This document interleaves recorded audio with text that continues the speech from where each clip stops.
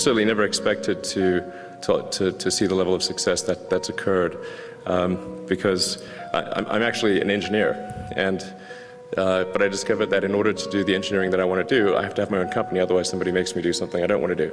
I think it's important to have a very, to apply critical thinking to, this may sound trite, but to apply critical thinking to what one is doing. By that I mean just the fundamentals of logic, you know, do you have the right axioms? Are they relevant, and are you making the right conclusions based on those axioms? That's the essence of critical thinking, and yet it is amazing how often people fail to do that. I think wishful thinking is innate in the human brain. You want things to be the way you wish them to be, and so you tend to filter information that you shouldn't filter. That's the most common flaw that I see. And then I also tend to see that people, instead of reasoning from first principles, they will tend to act in a manner. They'll do things because others are doing them, because there is a trend, or you know, they just see everyone going in that direction, so they think that must be a good direction to go, which is sometimes correct, but then sometimes, you know, you're going to run off a cliff or something. So it's much better to really look at things from, you know, as one would say in physics, from a first principle standpoint. What are the fundamental truths, or the most fundamental truths in an arena, and what can you, any conclusions, logic that you come to must be derived from those fundamental truths. Well, I hate to say it, but the naysayers did get me down. But yeah, I think absolutely persistence is extremely important. You should not give up unless you're forced to give up. You know, unless there's no other choice. Now that principle can be misapplied if you happen to be trying to penetrate a brick wall with your head. You know, so you have to be cautious in always saying one should always persist and never give up, because there actually are times when you should give up, because you're doing something in error. But if you're convinced that what you're doing is correct, then you should never give up.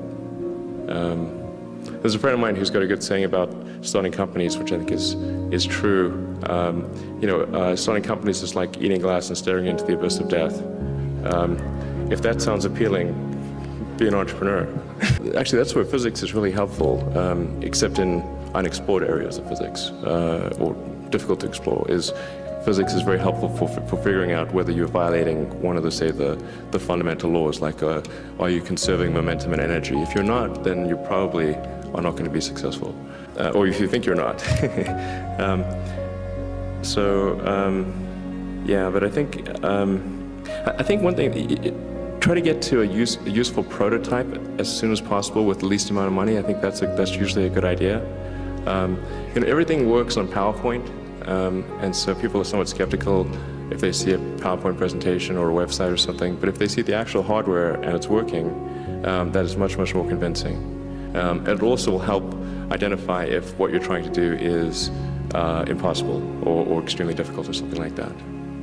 You know, like I said in the beginning, I'm really primarily an engineer, so I enjoy engineering. That's what I derive the most intrinsic satisfaction or happiness from. So, in fact, I happened to be up till 5 a.m. this morning working on an engineering problem for an improvement to the rocket, which I think will be good, hopefully. Otherwise, there's a lot of wasted sleep. So I really like, yeah, working on engineering problems, particularly with my engineering teams, and coming up with innovative ideas and making them a reality. That's what I enjoy the most. I think certainly being focused on something that you're confident will have high value to someone else, and just being really rigorous in making that assessment, because people tend to. A natural human tendency is wishful thinking, So a challenge for entrepreneurs is to say, well, what's the difference between really believing in your ideals and sticking to them versus pursuing some unrealistic dream that doesn't actually have merit? And that is a really difficult thing to tell. Can you tell the difference between those two things? So you need to be sort of very rigorous in your self-analysis. I think certainly extremely tenacious, and then just work. I mean, you just have to put in, 80 to 100-hour weeks every week. If other people are putting in 40-hour work weeks and you're putting in 100-hour work weeks, then even if you're doing the same thing, you know that in 1 year you will achieve what they achieve. You will achieve in 4 months what it takes them a year to achieve. I guess I don't mind taking risks, but I think very often people overweight what enjoyment money can bring. So, like, buying lots of things is not necessarily the thing that leads to happiness, and certainly being incrementally wealthy does not make one incrementally happy. At least for me, it's more like, what am I doing that's useful? Are my efforts making the world a little bit better? That kind of thing. I mean, I like to build things. I like to construct and to evaluate my efforts based on what things have I helped to build that people have enjoyed. That's really the main thing.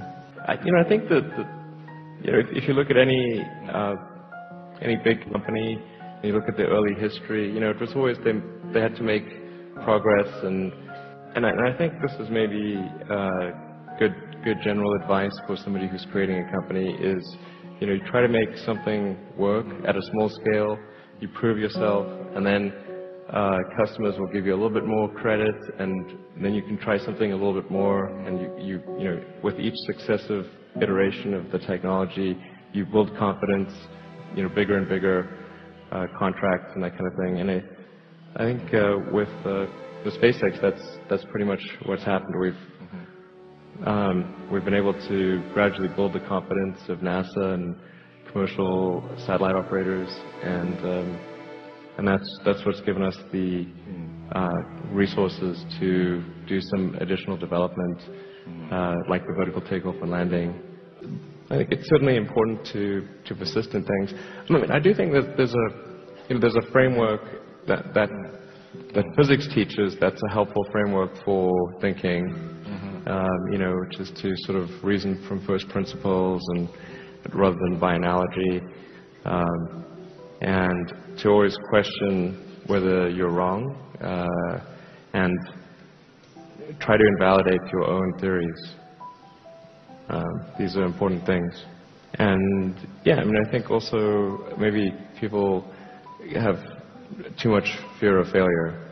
You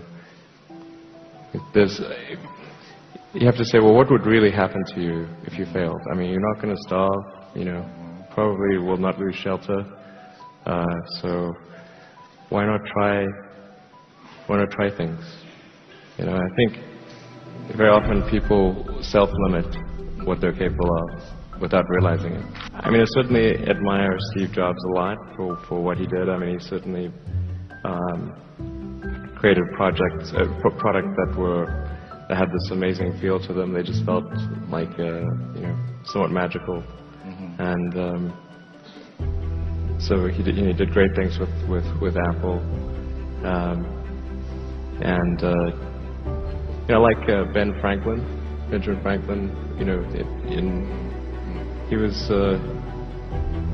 He seemed like someone who did the right thing at the right time, and he was sort of a scientist and inventor and all around good guy. I like him. But I like generally scientists and engineers, and so at SpaceX, for example, the conference rooms are named after great scientists and engineers. Obviously, Tesla is named after Nikola Tesla. you know, I think anyone who's done useful things that have added to the world, and where, you know, you'd be sad if that person had not existed, then I think those people are worth admiring.